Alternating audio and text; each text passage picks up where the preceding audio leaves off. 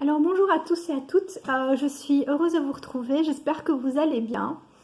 Et je vais vous parler en fait de ce qui est la base pour nous chrétiens et pas seulement pour les chrétiens d'ailleurs, mais pour les trois grandes religions monothéistes comme le judaïsme, le christianisme bien sûr et l'islam. Nous allons parler des 10 commandements que Dieu a laissés à Moïse pour son peuple d'Israël lors de l'exode, la fuite d'Égypte,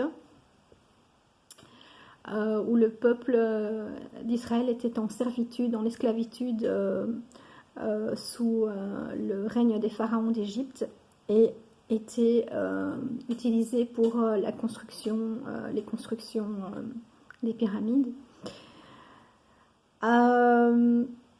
Donc, je vais vous lire le livre de l'Exode au chapitre 20, les versets A à 21, la promulgation du décalogue, frayeur du peuple.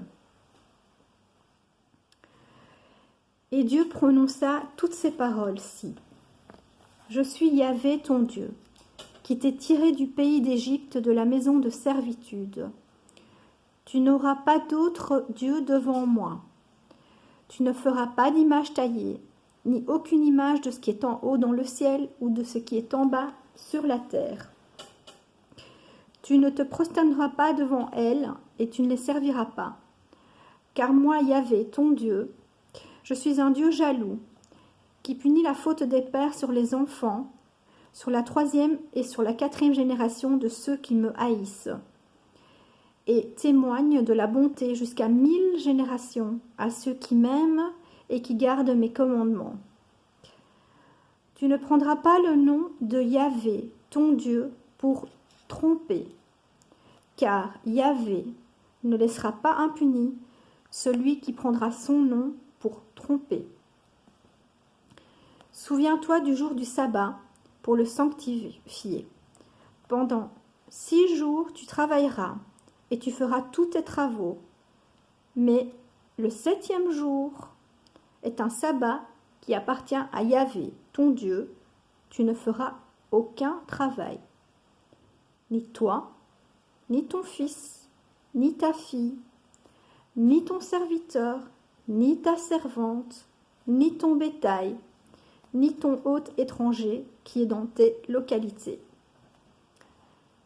Car pendant 6 jours, Yahvé a fait le ciel, la terre, la mer et tout ce qu'ils contiennent, et il s'est reposé le 7e jour. C'est pourquoi Yahvé a béni le jour du sabbat et l'a consacré.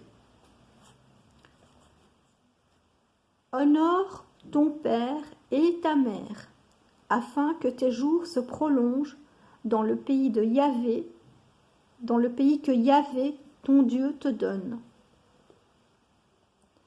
Tu ne commettras pas de meurtre. Tu ne commettras pas d'adultère. Tu ne voleras pas. Tu ne porteras pas de faux témoignages contre ton compagnon. Tu ne convoiteras pas la maison de ton compagnon, ni ne convoiteras pas la femme de ton compagnon, ni son serviteur, ni sa servante, ni son bœuf, ni son âne, ni rien de ce qui appartient à ton compagnon. Tout le peuple percevait les tonnerres, les flammes et le son de la trompette, ainsi que la montagne fumante. À ce spectacle, ils frissonnaient et se tenaient à distance.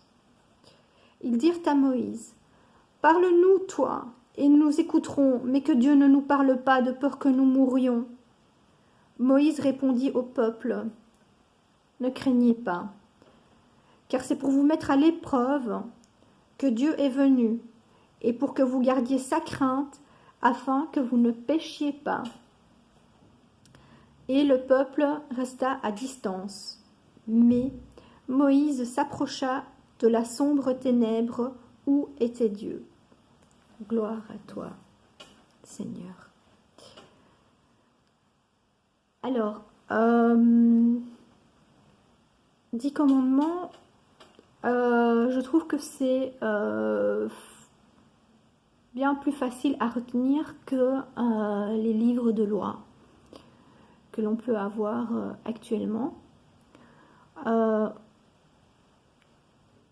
n'a aucune excuse de ne pas les retenir, de ne pas les apprendre par cœur et de les suivre.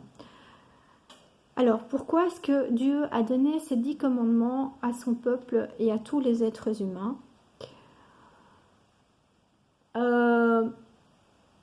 Pour asseoir son autorité, évidemment, mais aussi pour prescrire ce qu'il est bon de faire à l'homme,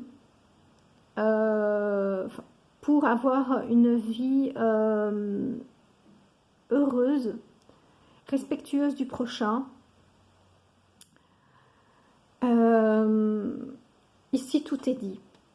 Donc, on voit par rapport à ce que nous vivons depuis des millénaires que le monde n'a pas suivi exactement les 10 commandements de Dieu et que cela occasionne évidemment le non-respect de son prochain qui se traduit par des meurtres, des guerres, l'iniquité, donc l'injustice envers son prochain, la pauvreté, la misère, la non-assistance de son prochain. C'est fortement déplaire à Dieu que d'agir ainsi. Et c'est déplaire aussi également aux hommes, aux humains. Respecter les 10 commandements de Dieu, c'est évidemment respecter Dieu avant toute chose, mais c'est aussi respecter l'être humain et par là même se respecter soi-même. Et d'ailleurs, par la suite, Jésus, dans le Nouveau Testament, a été interrogé par un scribe, un homme de loi qui connaissait les commandements et qui était un peu perdu dans cette masse de textes de loi et a demandé à Jésus quel était le premier de tous les commandements. Et Jésus lui a répondu, le premier c'est « Écoute Israël, le Seigneur notre Dieu est l'unique Seigneur. Tu aimeras le Seigneur ton Dieu de tout ton cœur, de toute ton âme, de toute ta pensée et de toute ta force. Voici le second. Tu aimeras ton prochain comme toi-même. Il n'y a pas d'autre commandement plus grand que cela. »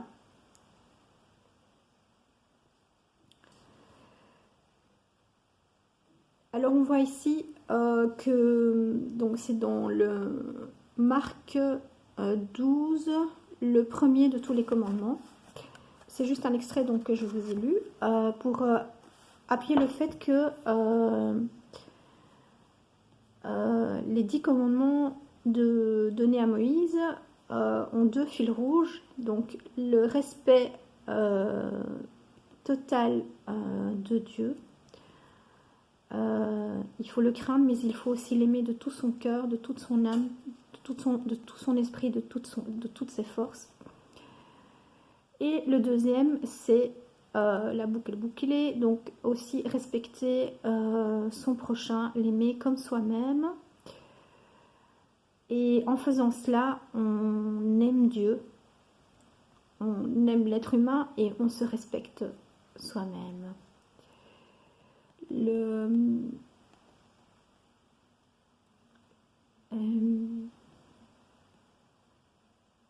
Ça reprend aussi une phrase que Jésus le Christ a dite en disant, enfin, je pense qu'elle illustre à merveille ce qui vient d'être dit.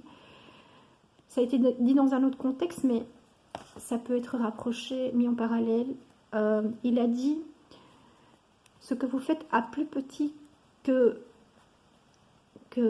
moi-même, c'est à moi que vous le faites. Donc, on voit qu'il y a toujours ici le fil rouge du respect d'autrui. Et il a également dit une autre parole qui est reprise dans un proverbe connu. Ne fais pas à autrui ce que tu ne voudrais pas qu'il te fît. Voilà. c'est limpide, c'est aussi clair que ça. C'est facile à retenir.